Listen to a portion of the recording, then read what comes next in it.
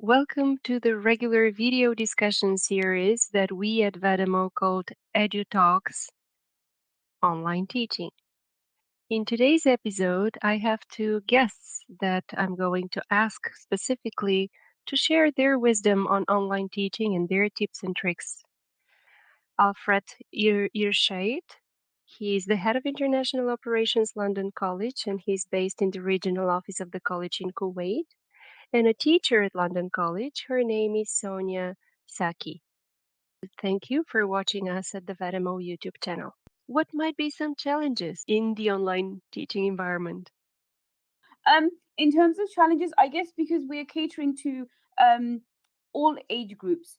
So for the younger ones, it's just keeping their attention because of course they're not in front of you. So if you have a 5-year-old, a 6-year-old, it's just that. But we are applying new techniques where we're putting videos on, we're putting and we're also using like poetry, things like that to keep their attention. And then the other thing is because we are student centric, our approach is a little bit different to traditional education. So with our institution, it's not the teacher, regardless of which age group it is, that the teacher sits there, talks continuously for what 45, 50 minutes, and then the student has your 10, 15 minutes of just asking questions or do you not know. It's continuously making sure that the student is participating throughout the class more than the teacher. The student is doing the talking, because this is how we can evaluate that they are learning, that they are understanding what we're trying to convey to them, that the information is up to par, and how we are teaching is also, the level we are teaching is relevant. So this is what we're doing. Thank you very much. And Absolutely. although it's mostly a question for tutors and teachers, did you want to add something, Alfred, just to give you Yeah. the opportunity? Well, from organization point of view and teacher point of view as well, maybe students' discipline for junior students is a challenge. However, we overcome this challenge through training parents how to accompany their kids, how to review classes with them, how to download material, for the students. So, and actually, the parents liked it very much because it becomes like a free course for them as well. They are practicing their English with their kids, especially if their English is not good enough. So it is a way in.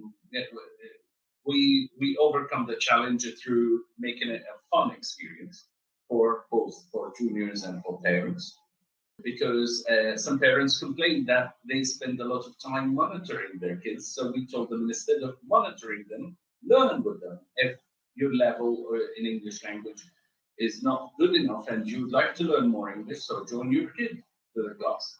So that's one of the challenges.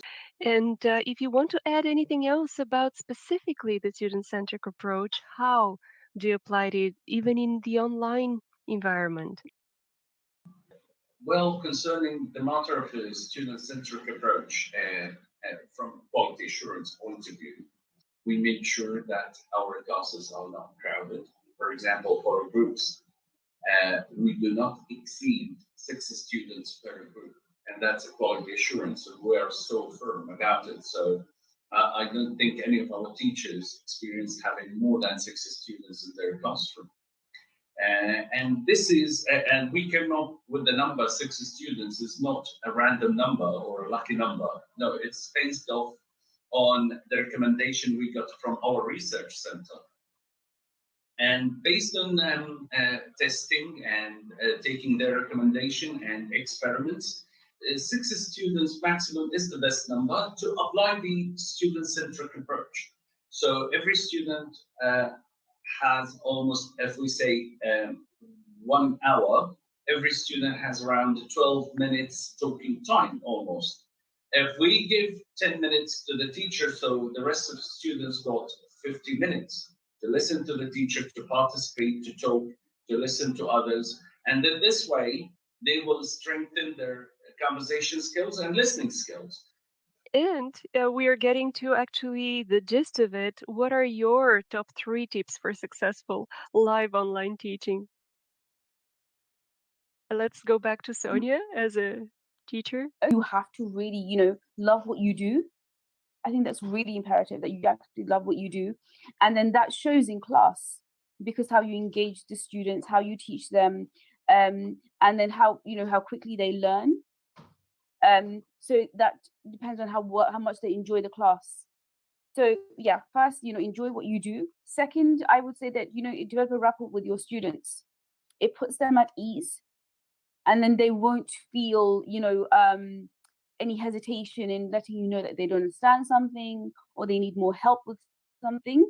So developing rapport is also very, very important. But and then I think the next thing also is tailoring every single class to meet the needs of the student. You cannot use a generic syllabus and apply it to every single student. What are the key benefits for your organization? In traditional teaching, to check the quality of a program, you need to observe the classes and to enter the class physically and to sit down and to observe and share notes with the lecturer and to share notes with the students. So it takes a lot of time to ensure quality. While with online, all what you need to do is you watch recorded classes and you take your notes. So it's more natural. You didn't need to actually make the teacher feel uncomfortable. Many people feel uncomfortable being observed. So you didn't need to observe physically the teacher, make them feel uncomfortable, but we can watch the class. So, and this can, and if we have any notes, we share it with the teacher. Finally, it's security. In our campuses, we follow high standards of security to ensure that both or all stakeholders are secured in the place, all safety and security measures. With online, we didn't need to apply all these, and actually it's more secure because if there is any incident happens, every minute is reported. So we can go back to the video and we can look at the class and where the incident happened. Thank you very much. Thank you very much. Thank you. And thank Lovely you. meeting Bye-bye. you. Bye-bye. Bye-bye. Bye. I hope you enjoyed the discussion with Alfred and Sonia, and would like to encourage you, if you want to leave a comment below, you're more than welcome. In the comment, you can also share your tips and tricks that you use in your online teaching. And also, if you would like to be interviewed, you can drop us an email. I hope you like the content, and you can subscribe and get notified when our next video will be ready. We will share it with you with pleasure, and we hope to see you in our next episode. Thank you for watching us.